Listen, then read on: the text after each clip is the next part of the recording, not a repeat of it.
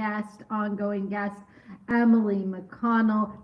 Our intro still says Scarlet Trillia, but Scarlet Yeah, Trillia is side questing away from the Sangha, away from the Kula. she's always with us She is always with us. in This our hearts. weekend, we were with another member of the Sangha Kula, Justin Indy. So that was fun. He gave some good stories. And right now, we are right on the edge of a full moon eclipse. And with Lakshmi Jayanti, oh, my vagal nerve device is fully buzzing. So I'm going to take it off. It will disrupt the recording. Just everybody be okay with the fact that my vagal nerve may not be regulated through this podcast recording, right? It's okay. That's on brand because Mercury's in retrograde and we're in the eclipse trough still. Like we're almost at the other side of it, but hey, anything can happen. Anything can happen. Unfortunately, we did predict some more, and guess what? I know. Why did I say that? I mean, it was just there, but It was just there. We can't blame ourselves, no. right?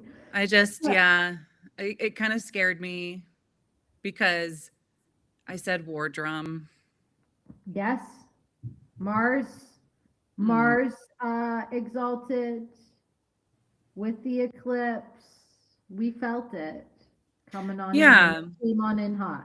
Yeah. I mean, we said between these two eclipses, we would likely see something happen. And unfortunately, that is happening. And we, Um, we, we thought that it would be war, and it is war. yeah. Yeah. Mm. And there's this energy right now, too, coming up with this full moon eclipse of moon's going to be with K2, right, in Leo. So that is toppling of patriarchal lineage and that kind of thing, that kind of energy, but also just that separation strength of K2 is very Mm. powerful, Mm. separating, and also no, like we can't see a clear direction because this is K2, body I'm without a pulling head. up. I'm pulling up a chart, man. Let's I'm pull it gonna up. do it. I'm gonna look right out the chart. There we go. Mm, Moon right now as we're recording is in Magha, seat yep. of the royal throne, and then it's gonna move on over tonight to be right conjunct with Ketu in Purva Falguni Nakshatra in Leo. Mm, And so Purva Falguni, let's just break that down a little bit. Then we'll talk about where the sun is across the sky. And it's hanging out with a whole bunch of friends there in the oof. parade. But full moon in Purva Falguni. And this full moon in Purva Falguni will always have Lakshmi Jayanti or appearance day of goddess Lakshmi with that. But we don't always have this full lunar eclipse happening. Hmm. So Purva Falguni is ruled over by Bhagha, who is the god of pleasure and delight and sensual enjoyment. This is like Purva Falguni, like a kitten Mm, purring, lying in a hammock, silk sheets, flirtation. So this is, we're having an eclipse here. mm, And, this is really about, this nakshatra is about pleasure and false pleasure. And so I would imagine that with this eclipse, though we have this war happening, we're going to see even more. We said this, but we're going to see even more Epstein files revealed after mhm. this eclipse, right? Because it's Yeah. right there in like sensuality. And so then it's eclipse over it. So it's the dark energy of that dark Right. energy desire, basically. And remember the metaphor of the curtain closing, then reopening. And so, what are we going to see? We shall. I don't know if all will be revealed, but some. Yeah. Ugh. All right. It feels real thick. Yep, we're working with some dense topics, dense realities, non-realities, Mhm. uh, and on top of that, our actual bodies. Mhm. Yeah. uh, yeah, and so how do we work with that? How do we work with that on an individual level, on a collective level? Yeah. That's an open-ended question. That is an open-ended question. Um, so Lakshmi emerges from the churning of the buttermilk ocean. And, you know, the Samudra Martana, the churning of the buttermilk ocean, she doesn't like fall from the sky. She isn't born. She emerges out of the friction between the devas and the asuras. So this is where abundance comes from tension and from churn and from shadow work. And during an eclipse, the churn is internal. So what illusions are we having about love and pleasure and validation and money? What's being stirred up here? And I am also thinking about something else that I just forgot. I've been I Mercury retrograde eclipse. My brain is on holiday right now, basically. Well, that sounds kind of nice. Kind of, right? Kind of, you know. Purva Falguni is also ruled over by Venus, so it governs pleasure and beauty and sex and the marriage bed. Yeah. But it can also devolve into laziness and vanity and codependency, these types of things, right? Right, because there's always a positive, negative, and kind of neutral effect that these energies hold. And depending on, you know, at the individual level, we're going to be experiencing different things depending on where this is landing in our own blueprint, our own cosmic blueprint, our birth chart. What house is this falling in for the individual person in contemplation of all of this stuff, right? So how does that work? How does it work? Right. So we break it down. You've already broken it down really well in previous episodes of this podcast of working with houses in your birth chart and how those houses in the zodiac are areas of our lives. I have a friend, I was looking at her chart yesterday or the day before, and her rising sign is Purva Falguni. And so she has a lot of placements in Dhanishta. So this eclipse moment has been so intense for this individual because we're talking about first house and sixth house. So it's like first house is yourself, how you appear in the world, and then your daily life, your health and the routines of your life. Like everything's getting shaken up for this one person. And so if, you know, just depending on, this is so individualized, but also we have the collective energy around it. And we're seeing that play out in the great, media presence that we have in the world too, right? We have, like, this full moon is very strong with Venusian energy. And, you know, Venus herself is stepping into Pisces, which is her point of exaltation. This is where she enters into deep, selfless service. And where, you know, where her beauty, where the beauty of Venus and the sensuality of Venus becomes rarefied and becomes, you know, this is the energy of the temple of love in essence, instead of the embodiment of love, right? Or the very tamasic expressions of love and desire, right?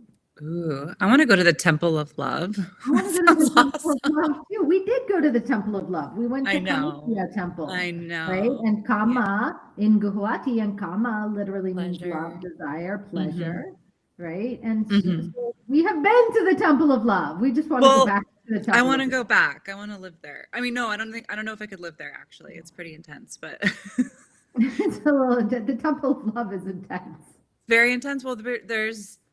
Well, and think about that. There's so much going on there. It's abundance in all of its faculties. It's so, yes.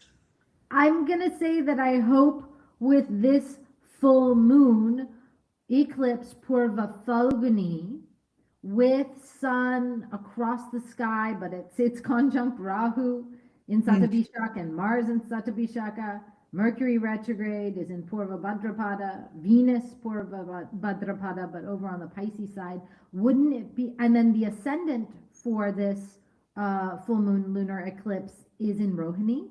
Oh, Yeah, so it's really, and Jupiter in retrograde moving into Punarvasu. Sorry, that's a lot of technical jargon, but out of this, wouldn't it be really beautiful? And it does feel like the alignments are there for some really strong female leadership.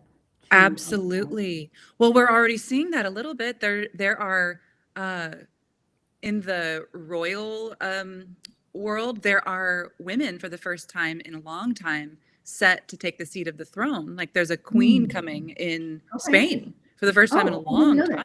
Excellent. Mhm. Yeah, and I think we may see this with this emergence. And you know what, now I'm remembering what I was going to say. Okay. Also, with the energies of this full moon, this eclipse, you know, it's the hard work that a culture, society, nation, state has to do to undergo transformation. And like we always think about like the civil rights movement as this beautiful thing, and it was, but it was forged through intense conflict. Yeah, like the fruits were beautiful, right? What came of it were beautiful. What we remember, like thinking of the civil rights movement, I feel uplifted, but it was a horrific struggle. Horrific struggle, and still a struggle because it's not over, obviously. But those moments of triumph are like, oh, we did it. Like the culture looks at it and goes, oh, we did it. No, we have to keep doing it because transformation is like nothing was actually like completely destroyed in the process. So a true transformation hasn't really happened yet. It was like transmutation, but it's not exactly, it's like something shifted, but nothing has been like that. Systemic racism has not gone away in our country. That has not in the US. 100%. And yeah. Right. And this, I feel that this chart of this full moon lunar eclipse has many of the markers of that kind of social change and shift. Yeah. Well, and everything being partial or impartial, complete or incomplete. Sure. Right? Yeah. Certainly some strides were made. We could say some strides were made. Strides were made. But the work isn't over, of course. But yes, having all of this party going on from Aquarius and into Pisces, you know, this is the time of Aquarius is like humanitarian in nature. Like we want to come together and find solutions for healing, especially with lots of things in Shatabisha right now. I mean, that's a good opportunity. Let's pull out the positive in this hard, chaotic time. And then move into, you know, we're going to move into Pisces. So this is a collective dreaming space, but also a place of endings and karma and moksha. Yeah. Okay, well that's all great. I'm glad. So new segment on our podcast, which is our Cringe White Girls segment, which is where we talk about the most cringe white girls in Sari's moment that we experienced ourselves. We can out ourselves and or others, or just things we overheard on the interwebs or live recently that was like super cringe. Oh, this is going to be a good news segment because there's just so much to work with there. Yeah, I mean, where do you even start? I don't even know. Where do you start? So I was recording my podcast on Vedic astrology while I gua sha'd my face because I was just feeling a little bit of congestion after doing some hardcore sadhana the night before. Wait, that's me right now. Okay, so also let me just say that I was too scared to do the sadhana, so I bowed out because I don't feel like I am ready enough to take on this secret sadhana that we will not be speaking of because we are not allowed to. Like we shouldn't even be saying that we're like not saying about it, you know, but whatever. Fine. Oh, and let's just also say that I learned how to do some remote pulse reading this weekend. Ooh, yeah, that's super cringe, So, white girl and Sari. Tell us about that more. well, I knew that it was just like I needed to believe in myself a little bit more, and what we feel is real. So that is part of this whole journey. What And you feel is real, and you need to believe in yourself more. yeah, I It's need to be so empowered, cringe, white embodied, girl and Sari. I just, empowered and embodied. oof, And wow. I've been thinking of making a business called Embodied and Empowered because my name is Emily. So Triple M, you're going to start the 3M movement instead of the 3HO movement of Yogi Bhajan, who I'm just it's going to just, outline now, the 3HO movement. I mean, Yeah, the you path got, is being laid before me. So how do I not so you're going walk to the do path? 3M, 3M. 3M3. So it's embody, empower, Yeah. impregnate. Oh, I hope not. But we will And I talk am. about emming instead of oming. I mean, that's another brand on brand action we can take.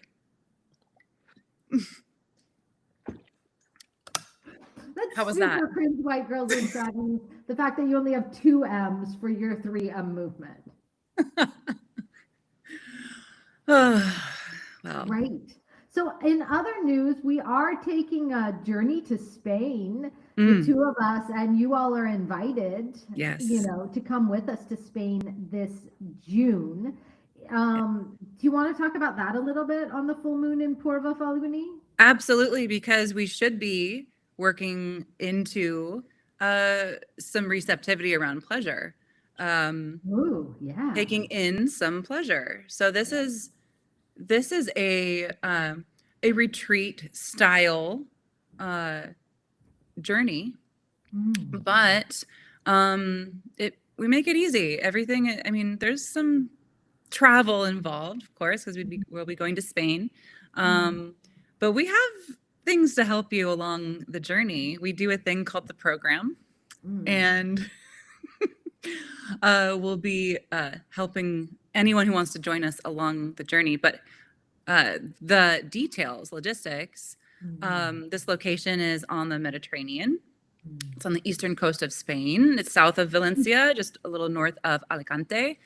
And we have nourishing farm to table seasonal food Oh, and that's super meals. cringe, white girl and Oh Sari. Like you yeah, only have farm to table farm to season. table seasonal delights. We'll be exploring that transition from spring into summer from an Ayurvedic perspective. We'll have Ayurvedic guidance. We'll have Jyotish, Vedic astrology for those who don't know the Sanskrit word. Um, Sounds but if you're really here, great. I hope you know the word Jyotish. But I really think that this all sounds great. And I think yes, right now at this full moon eclipse in Purva Falguni is the perfect time to sign up to come to Spain it's with the us. perfect time to sign up. And also, we'll be having a side quest because, of Great. course, we need to do a little bit more To become full power. to become full power. We'll be going to We visit. are full power. You Wait, do two we are full power because you're listening to this podcast. But absolutely? Do we tell them the secret side quest or just the basics of the side quest? I didn't know there's a secret side quest. Am I in on the secret side quest? Maybe. No, yeah. Bring Definitely, it. Just definitely. tell We're us all the things. As yeah, long as well, I don't have to dress in a Gandalf costume and go to a Halloween party and give Jyotish readings, I'll be fine. well, it's So not the great. season for that. It's not the All right. season for that. Okay. Unfortunately, but you know, So bring it. Tell us the secret side quest. Secret Side And then I'm Quest going to tell a is Lakshmi myth. oh yeah. Secret Side Quest is a little bit of train travel. We'll be heading north to Barcelona. Love We'll a train. yes, it's very easy. It's a We'll move 2-hour your train hand. ride through the countryside. It's really beautiful. And we'll be visiting a special um, uh, how do you describe it? You say what it is. The Black Madonna. Oh, Describe her a little bit more. there are many shrines to the Black Madonna or Madonna who is black in color throughout France and Spain and a couple in Portugal. And whether or not these Black Madonna are historically connected through time and space to goddess Kali is debated by scholars who are devotees at these shrines to Black Madonna. It is possible that the Roma people who had their origin in North India and traveled through North Africa and up through Morocco up into Spain and Portugal brought with them Kali, and then she became syncretized with Mary, and we get these emanations of Black Madonna. Or is it just a black form of the goddess in her manifestation as the Virgin Mary Mother? Don't know, don't care. Don't know, don't care. Soup into goddess worship. So Absolutely. gotta go if we're in Spain to see the Black Madonna, because it's very We will be important. going. Black Yes. Madonna, yeah. Yes. And I can't wait because the last 2 times I've been there, this has been on my list of things to do, Right, but I just didn't but make you have it. not gone to Black Madonna, right? Correct. Yes. I went to Black Madonna Shrine, the oldest Black Madonna Shrine in Portugal, in Europe, which is in Portugal, in Nazaré. And I felt on a feeling level very strong energy there, and very, very interesting shrine to Black Madonna, because she is completely covered and you don't see her. So she's inside her own room, and then she's completely covered, and everybody's doing prayers to and with her. So side quest to see the Black Madonna after relaxing on the beaches in Valencia for 6 days. That should feel really lovely and fun. It'll be so fun. I cannot wait. Getting so pumped. Full power. Full power. So let's talk about Lakshmi on her Jayanti, on her appearance day.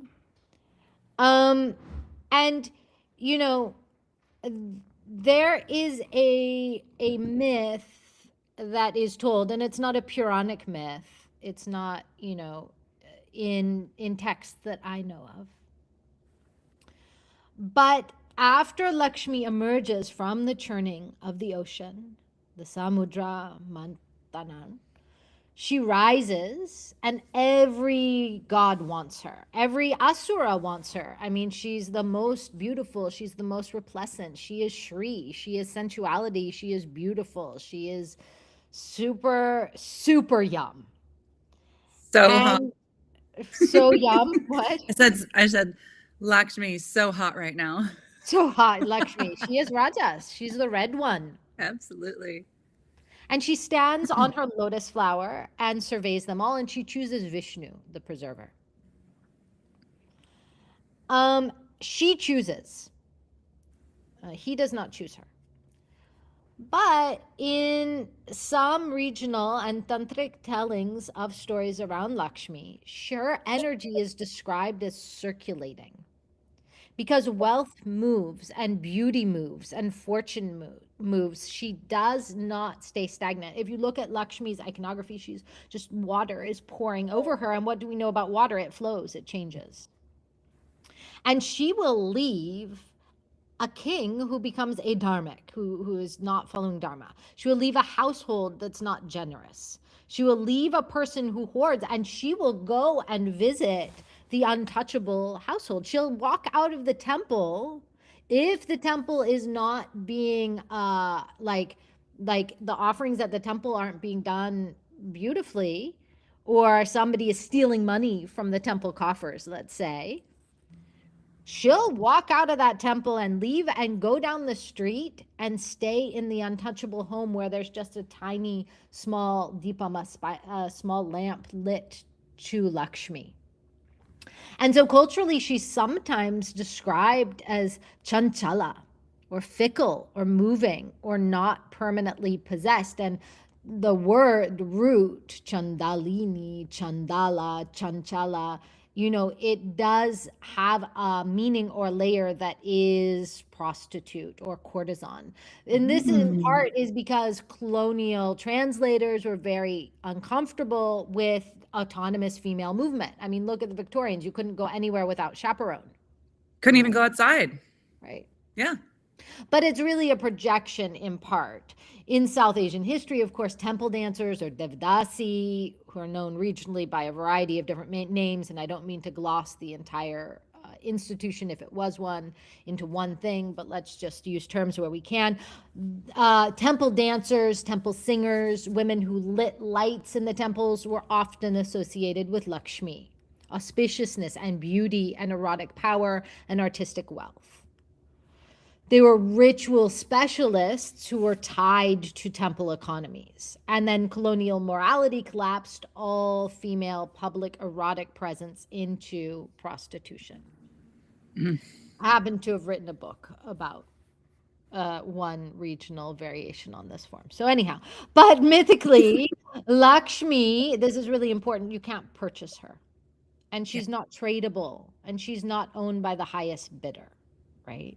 Because Lakshmi almost gets treated like a high-end courtesan. Like, if I chant this mantra enough, then I'll get wealth and abundance. If I wear white silk and like post pictures of my altar, like, will she stay? If I brand abundance correctly, if I manifest hard enough, if I just think my way and affirm my way into my bank account is full, my bank account is full, like that, like I make $10,000, whatever it is. But Lakshmi is not for sale, right? Lakshmi is Shri, and Shri means radiance and splendor and embodied prosperity. And in Sri Vidya traditions, Lakshmi does align with Tripura Sundari, who is the sovereign erotic intelligence of the entire universe. So erotic charge is not shameful, it's creative and it's world building, right? So this also, the empowered erotic female archetype ties back to this eclipse and Lakshmi Jayanti, because Purva Falguni is the front legs of a marriage bed. It's hammock, it's pleasure. And during the eclipse, illusions about transactional love get exposed. Ooh. Right? Ooh. Oh. Yeah. Wow. Well, and transactional can mean all kinds of things. Doesn't have to just be money exchange. Does right? not mean money exchange, right? Wow. As Venus is becoming exalted. As Venus is becoming exalted. And as Venus becomes exalted, and this is something that's actually come up in my daily life in an interesting form recently, like, is the issue of seva and of service, right? Ooh. And like, what is the most beautiful service that we can do? And how can we do seva without bleeding out the back of our heart chakra? And Venus Without martyrdom. Without martyrdom. Venus is the heart chakra. And Venus rules over this eclipse in Purva Falguni. It's her nakshatra. And she is going exalted. As I said at the beginning, Venus is deeply all wound up in this eclipse. Wow. Right? So that is a question for this eclipse, is how can we is it possible to do seva when we are called to do selfless service? If we are called to do selfless service. And how beautiful is it? This is my mind-blowing moment for we need a catchy phrase for what that is, but my mind is blown right now. Mic drop. Like, mic drop. How? And I mean this non-ironically, I think. It's hard to tell sometimes with me. I need a safety word on my own irony. I knew a couple once that fucked with each other so much, just like in this like really playful deadpan way, that they had to have a safety word for when they needed to talk to each other safely, like seriously. No, My- I really need to talk to you safely, seriously. My grandparents were like that on my dad's side. Love that. There was a story of saran wrap on the toilet Oh yeah. also. Oh yeah. So Okay. let's just say they took it. Far. Okay. Backing it on up. Back it up. Backing it on up. Circling back I to mic drop. circling back. Did you know for a while there were like Zoom hand gestures that people would do in meetings to so that they could connect more? And I think there was a circling on back one. Circle back. Circle Let's back. circle back. What many people in their lives, I think, are never given an opportunity by the powers that be to do seva, to have an opportunity to do selfless service for others, right? Don't you think that's in the mind where okay. The seva is in the mind. The seva is in your mind. Yeah, no, but I'm like also the talking- no, the idea of the opportunity to do seva. I think the opportunity is constantly around to do seva. Sure, but maybe you don't have the leisure or the privilege to be able to do seva. But isn't seva also any kind of devotional service, like a mother with her child? That is seva. That is deep Sure, seva. but there are beings who are born and don't really do any seva. Or That just maybe feels- they yeah, might do it no. to an animal, but is that Sure. really selfless service? And we could really argue that the mother doing for the child is not actually seva. I could see that too. I right? had a like professor continuation of lineage. of Marxist anthropology who Mm. made the argument, just for argument's sake, that a baby nursing was extracting the mother's labor. Oh, Oh, yeah. I Freaking mean, I am not a non-breeder, so I'm a breeder. I Yeah. mean, in trade-off, you do get a real big oxytocin dump when you Absolutely. nurse. So that's the Sure. bio payoff right there. the bio payoff. And so then is it not selfless service because Yeah, you're getting exactly. That's what I don't know, right? And that's like my child Wow. makes that argument that like not everything is always done for biological payoff. Oh man, we just Okay. got circular. Lakshmi is traveling outside of the temple. Lakshmi is traveling away from the temple. This is Lakshmi good is- though. Yeah, right. But what I'm trying to say is like if you are given the opportunity to do seva and you can do that seva without bleeding out the back of your Mhm. heart chakra, what a glorious opportunity that is. Oh yeah. And I would also And the people who celebrate can that. do that and the people who get the opportunity to do that embody so much grace. Like Venus in Pisces is so much rarefied grace and beauty. Beautiful. So Yeah. let's look for that. I mean, that's the good news is that we have war, we have the Epstein files, we have general, madness and chaos. But with this Venus going into Pisces, we should see something come up out of the churning of the buttermilk ocean that is someone or something that is beautiful, that is rarefied, that is offering like service and hope and alignment. So there's the glimmer. That's the glimmer. Yeah. Shrimatre Namaha, Jai Jai Stick Baba Ji, Om Shri Lakshmiye Namaha. Om Shri Lakshmi. Jai Mata Yeah. Dev Jai, Om Namah Shivaya. Om Namah Shivaya.